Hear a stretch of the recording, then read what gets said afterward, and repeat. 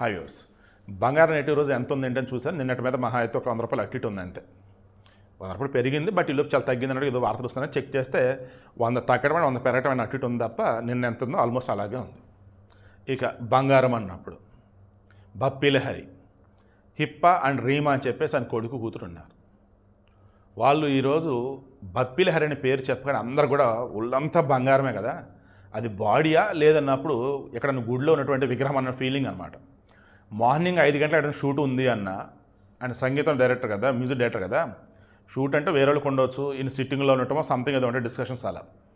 అప్పుడు కూడా 5 గంటలకు బయలుదేరి వెళ్ళాలన్నా ముందుగానే లేచి స్నానం చేసి మొత్తం అలంకరణ, ఇలా మెడలో ఏంటి చేతులకి ఏంటి మొత్తం ఇక్కడ చూసిన బంగారం. బప్పిలహరినా లేదన్నప్పుడు బంగారమా గోల్డ్ మెన్ అండ్ ఫీలింగ్ అనమాట. మరి ఆ బంగారం అంతా ఏం చేశారు, అసలు అంత బంగారం ఏంటి? బప్పిలహరికి ఏదైనా ఒక వస్తువు నచ్చిందనుకోండి, ఆ వస్తువుని బంగారం రూపంలో చేయించుకునేవాడు.